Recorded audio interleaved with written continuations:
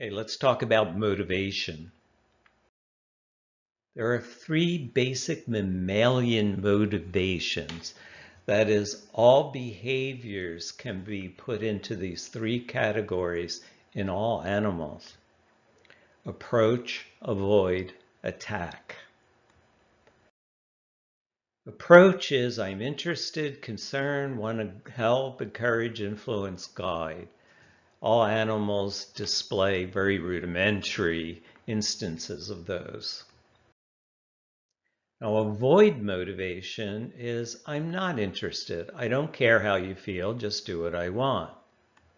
Now, what's the most likely response? Attack motivation is devalue, punish, get back, put down, dehumanize.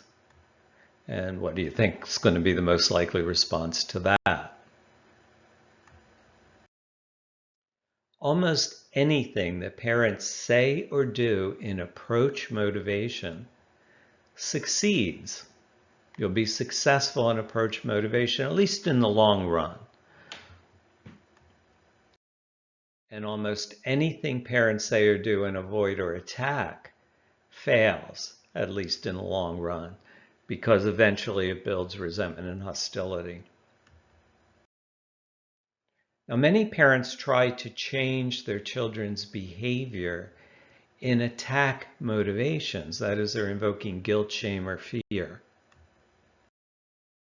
Attack motivations, sometimes they give you short-term compliance, but they also inhibit learning. In other words, when the children feel attacked and they feel devalued or demeaned, they're not processing any information that comes after that. So whatever you're focusing on with their behavior isn't registering.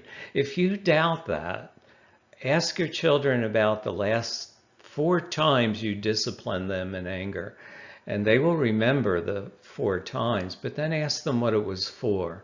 Why were you disciplining them? And you're lucky if they remember 1 out of 4. But attack motivations also lower self-value, cause resentment and hostility, and make children selfish and sneaky. Do you want your children motivated by interest and an innate instinct to cooperate? Humans have an innate instinct to cooperate. That's how we construct civilization and keep it going. Or by fear and temporary submission. See, humans like, including children, humans like to cooperate, but hate to submit. Now, the formula for cooperation is the valued self cooperates, the devalued self resists. So if you want cooperation, you have to show value. That's to children and adults. Help your children change their motivations. And you can do that with very young children by shifting their interests. Don't stop it with fear or shame. So instead of saying, no, don't do that, say, do this. Be sure you're heard. Instruct with respectful eye contact and gentle touch. Adults sometimes forget that children don't process orally nearly as well as adults do. They hear almost as well, not quite, but they hear almost as well, but they're not processing the meaning of the words. So it's always better to have, if it's important, at least 2 sensory modalities. Look at them, have them look at you, and touching them. So it's auditory, touch, and visual eye contact. Choose toys and games with something beneath the surface to deepen their interest.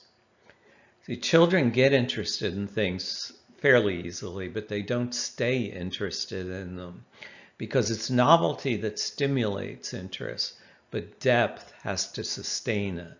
So they can learn even at a very young age that if there's something beneath the surface, it's more interesting. The bottom line is we really have only one way that we can positively influence the behavior of our children, and that's to regulate our own motivations.